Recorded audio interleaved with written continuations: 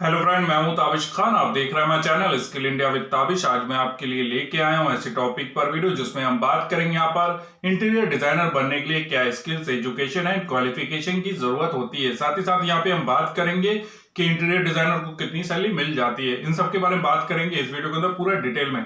तो फ्रेंड, आगे बढ़ने से पहले आप सभी से एक रिक्वेस्ट करना चाहूंगा, अगर आप हमारे चैनल पर न्यू है और अभी तक आपने हमारे चैनल को सब्सक्राइब नहीं किया है तो प्लीज सब्सक्राइब कर लीजिए, साथ में बेल आइकन को जरूर दबाइएगा ताकि इसी तरीके के जितने हम नए नए वीडियो लेके आ रहे हैं उन सबके नोटिफिकेशन आप तक पहले से पहले पहुंच सके। साथ ही साथ एक रिक्वेस्ट और करना चाहूंगा, इस वीडियो को पूरा देखिएगा, बीच में स्किप मत कीजिएगा क्योंकि आगे चल के ये बहुत ज्यादा इंफॉर्मेटिव होने वाला है। चलिए फ्रेंड, देर ना करते हुए अपने वीडियो को हम स्टार्ट करते हैं। फ्रेंड, सबसे पहले हम यहाँ पे बात करते हैं कि अगर आप इंटीरियर डिजाइनर बनना चाहते हैं, यहाँ पे बहुत ज्यादा जरूरी है कि आपके पास इंटीरियर डिजाइनर से रिलेटेड डिप्लोमा होना चाहिए या फिर आपने बैचलर डिग्री की हो, तो आपको यहाँ पे बहुत ज्यादा हेल्प मिलेगी। इस जॉब के लिए बहुत ज्यादा जरूरी है कि आपके पास इंटीरियर डिजाइनर से बैचलर डिग्री या फिर डिप्लोमा होना चाहिए, ये बहुत ज्यादा जरूरी होता है। फ्रेंड, इसके बाद में हम बात करते हैं लेआउट। यहाँ पे बहुत ज्यादा जरूरी है कि अगर आप इंटीरियर डिजाइनर के लिए अप्लाई कर रहे हैं या इंटीरियर डिजाइनर बनना चाहते हैं तो यहाँ पर आपको लेआउट की इंफॉर्मेशन होनी चाहिए पूरी, कि लेआउट को कैसे बनाया जाता है, ब्लूप्रिंट कैसे बनता है, ठीक है। इन सब की आपको अच्छे से जानकारी होनी चाहिए, ये बहुत ज्यादा जरूरी होता है क्योंकि आप जो है जितना भी वर्क होता है, ठीक है, जितने भी आप जो है प्लान बना के देते हैं वो सब लेआउट के थ्रू ही देते हैं, ठीक है। तो यहाँ पर लेआउट बनाना बहुत ज्यादा जरूरी है कि आपको आना चाहिए, ये जो है आपका मेन वर्क होता है। फ्रेंड, मैं आपको यहाँ पे बताना चाहूंगा कि अगर आप ज्यादा जानकारी चाहते हैं कि इंटीरियर डिजाइनर का क्या काम होता है तो इसके रिगार्डिंग मैंने पहले से वीडियो बना दिया। आपको सिंपली जो है आई बटन के ऊपर क्लिक करना और आप जाके उस वीडियो को देख सकते हैं, वहां पर आपको पूरी जानकारी मिल जाएगी। फ्रेंड, यहाँ पर मैं आपको बताना चाहूंगा, अगर आप इंटीरियर डिजाइनर बनना चाहते हैं तो यहाँ पर यह भी बहुत ज्यादा जरूरी है कि आपको मटेरियल की नॉलेज होना चाहिए, ये भी बहुत ज्यादा जरूरी होता है क्योंकि जब भी आप किसी क्लाइंट के घर का जो है इंटीरियर करते हैं, ठीक है, तो वहां पर क्या होता है कि आपने इंटीरियर का प्लान तो बना के दे दिया, लेकिन अब वहां पर जो मटेरियल लगेगा, जैसे मान लीजिए कारपेंटर है, ठीक है, वो फर्नीचर का काम कर रहा है वहां पर, ठीक है, तो वहां पर जो फर्नीचर में मटेरियल यूज हो रहा है, ठीक है, तो उसकी भी आपको जानकारी होना चाहिए। आपको कारपेंटर को जाके बताना है कि वहां पर कैसे मटेरियल का यूज करना है क्योंकि वो मटेरियल ऐसा होना चाहिए जो लॉन्ग टाइम तक चले, ठीक है। इसलिए आपको इस बात का ध्यान रखना होता है। आपको साथ में जो है जब वहां पर वर्क होता है तो वह आपको वहां पर साइट विजिट भी करनी होती है, time to time site visit करनी होती है, वहां पर जाके देखना होता है कि जो है आपने जो मटेरियल बताया उसी तरीके का मटेरियल वहां पर यूज हो रहा है या फिर नहीं हो रहा है, क्योंकि आपको वहां पर जो है सुनिश्चित करना होता है कि जो भी मटेरियल वहां पर लग रहा है वो अच्छा मटेरियल लग रहा है, वो जो है लॉन्ग टाइम तक चलेगा, ठीक है। इस बात का आपको यहाँ पे ध्यान रखना होता है। तो अगर आप इंटीरियर डिजाइनर के लिए अप्लाई कर रहे हैं या फिर इंटीरियर डिजाइनर बनना चाहते हैं तो यहाँ पर बहुत ज्यादा जरूरी है कि आपको मटेरियल की भी नॉलेज होनी चाहिए। अब हम यहाँ पे बात करते हैं कलर कॉम्बिनेशन। आपको कलर कॉम्बिनेशन की भी नॉलेज होना चाहिए, ये भी बहुत ज्यादा जरूरी होता है कि इंटीरियर डिजाइनर के लिए मैं आपको यहाँ पे बताना चाहूंगा कि आपको पहले से डिसाइड करना होता है, जब आप प्लान बना के देते हैं तभी आपको डिसाइड करना होता है कि कहां पर कौन से कलर का यूज करना है, ठीक है, किस कलर का पेंट वहां पर लगाना है, ठीक है, जिससे कि जो वॉल है वो अच्छी लगे, ठीक है। इस बात का आपको यहाँ पे ध्यान रखना होता है। तो आपको कलर कॉम्बिनेशन की भी अच्छी जानकारी होनी चाहिए, ये भी बहुत ज्यादा जरूरी होता है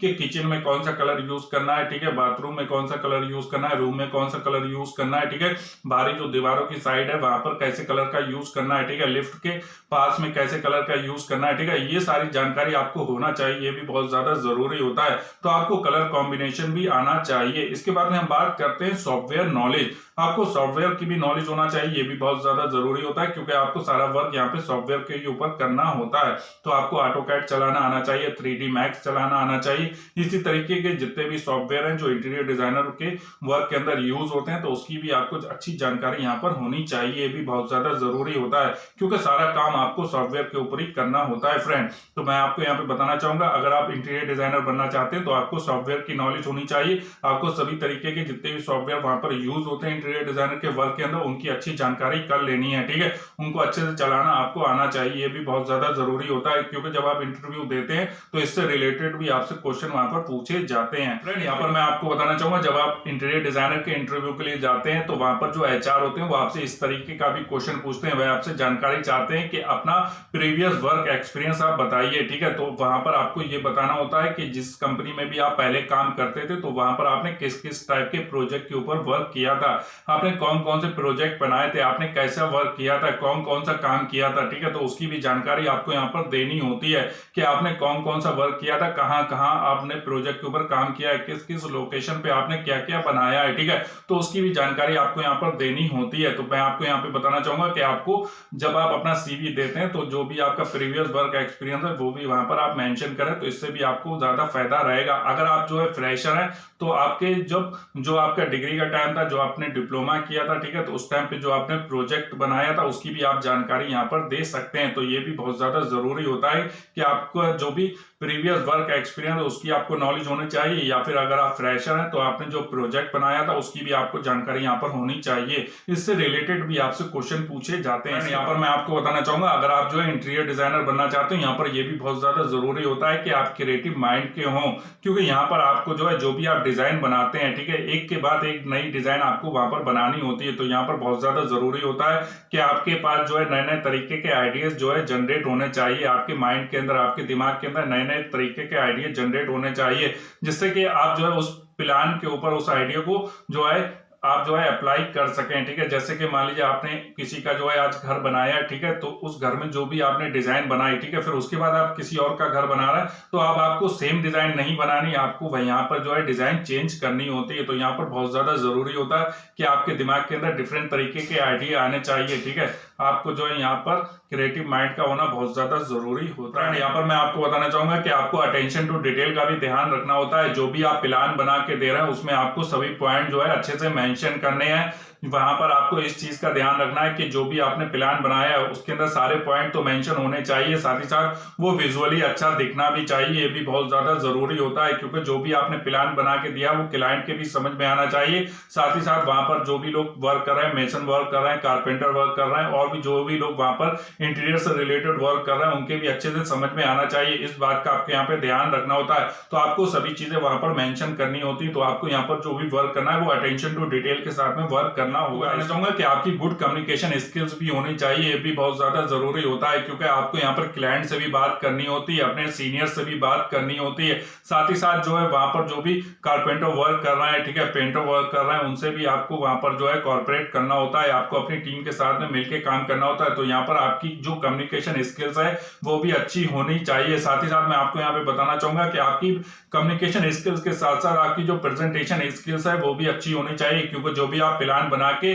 जो क्लाइंट को समझाते हैं, ठीक है, तो उसकी आपको प्रेजेंटेशन वहां पर देनी होती है। तो ये आपकी जो है प्रेजेंटेशन जब अच्छी होगी और जब आपकी कम्युनिकेशन स्किल्स अच्छी होगी, जब ये दोनों चीजें आपकी अच्छी होंगी, तो आप अच्छे से अपने प्रोजेक्ट को, अपने प्लान को जो है अपने क्लाइंट को समझा सकते हैं। जो भी वहां पे कारपेंटर वर्क कर रहे हैं उनको भी आप अच्छे से समझा सकते हैं। आप उनकी बात को समझते हुए अपनी बात को जब आप रखेंगे, ठीक है, जब आपकी कम्युनिकेशन स्किल्स अच्छी होगी, प्रेजेंटेशन स्किल्स अच्छी होगी, तो यहाँ पर आपके बहुत ज्यादा चांस रहेंगे कि जो भी आप बात अपनी समझाना चाह रहे हैं वो सामने वाले के अच्छे से समझ में आएगी, ठीक है। तो यहाँ पे बहुत ज्यादा जरूरी है कि आपकी कम्युनिकेशन स्किल तो अच्छी होनी चाहिए, साथ ही साथ आपकी जो प्रेजेंटेशन स्किल्स है वो भी अच्छी होनी चाहिए। अगर आप एज ए इंटीरियर डिजाइनर अपना करियर स्टार्ट करना चाहते हैं तो यहाँ पर बहुत ज्यादा जरूरी है कि आपकी कम्युनिकेशन स्किल्स भी अच्छी होनी चाहिए और आपकी प्रेजेंटेशन स्किल्स का भी अच्छा यहाँ पे होना बहुत ज्यादा जरूरी होता है। इसलिए यहाँ पर मैं आपको बताना चाहूंगा, अगर आप फ्रेशर हैं और इंटीरियर डिजाइनर बनना चाहते हैं तो आप किसी कंपनी में अप्लाई करते हैं तो वहां पर आपको एज ए असिस्टेंट के तौर पे वर्क करना होता है, क्योंकि जो भी क्लाइंट होता है वो ज्यादा से ज्यादा क्लाइंट की कोशिश रहती है कि वो जो भी प्रोजेक्ट दें वो ऐसे पर्सन को दें या फिर ऐसे इंटीरियर डिजाइनर को दें जिसके पास पहले से एक्सपीरियंस हो। तो अगर आप फ्रेशर हैं यहाँ पर तो आपको एज ए असिस्टेंट के तौर पर वर्क करना होगा। फ्रेंड, अब हम यहाँ पे बात करते हैं कि इंटीरियर डिजाइनर की सैलरी कितनी होती है। तो मैं आपको बताना चाहूंगा, अगर आप फ्रेशर हैं तो यहाँ पर आपको सैलरी कम मिलती है, अगर आपके पास एक्सपीरियंस है तो आपको सैलरी ज्यादा मिलती है।